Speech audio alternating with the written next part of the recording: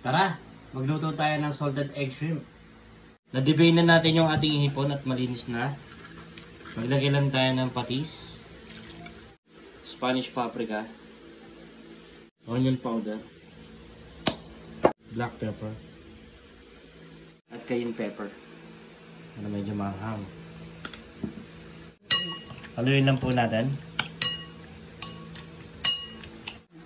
Lagyan na natin yung ating butter.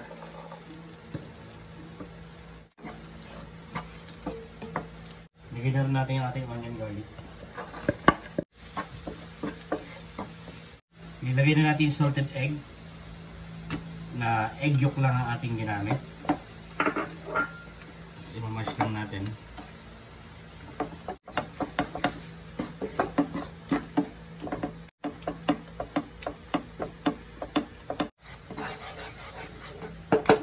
Lagyan na natin yung ating patis.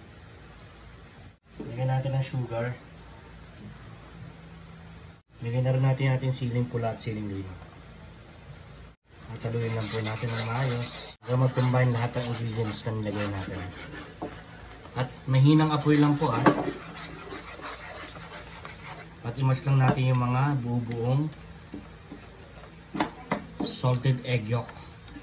Then iset aside muna natin yung ating sauce. Magprito na tayo ng ating hipon. Lagyan natin sa ating cornstarch. Dip natin sa ating water. Dip natin sa ating cornstarch. Yan magiging itsura niya.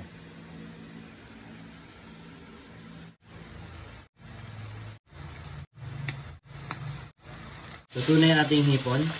Set aside muna natin. Lagay na natin yung ating butter. Haluin lang po natin. Okay, pag tunaw na yung ating butter, pwede natin ilagay yung ating mint leaves. Pwede natin ilagay yung ating napritong hipon. At i-coat lang po natin ng maayos sa ating hipon yung ating sauce.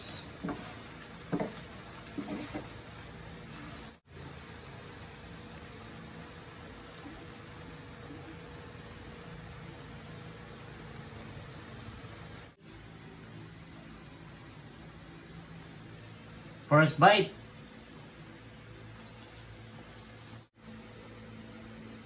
Sarap.